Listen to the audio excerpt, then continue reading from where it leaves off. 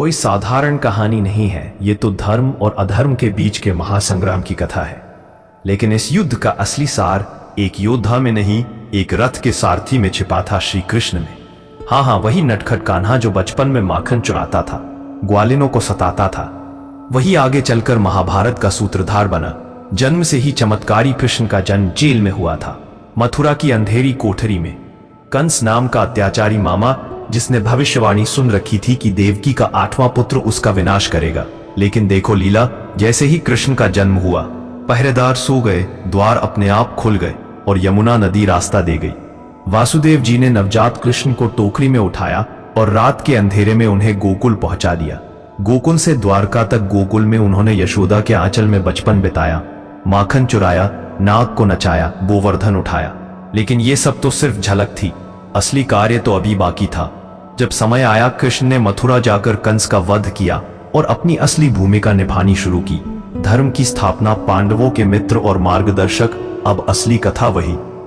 कौरव दोनों ही राजघराने के, लेकिन सोच में जमीन आसमान का फर्क। कौरवों के मन में अहंकार था और पांडवों के मन में न्याय, और इन दोनों के बीच श्री कृष्ण खड़े थे, न पक्ष में न विपक्ष में, बस धर्म के साथ।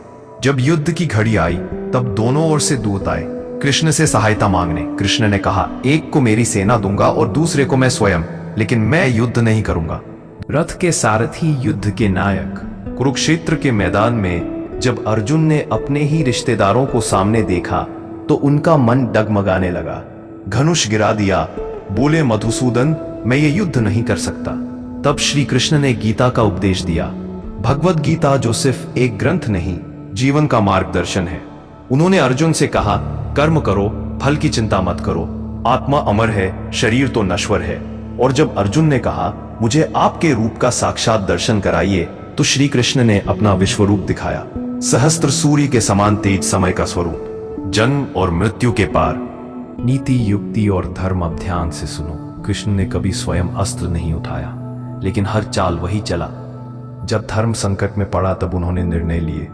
द्रोणाचार्य को मारने के लिए अश्वत्थामा के नाम का उपयोग करवाया। कर्ण को मारा गया तब जब वो निशस्त्र था, लेकिन श्री कृष्ण ने कहा, उसने भी तो धर्म का पालन नहीं किया था।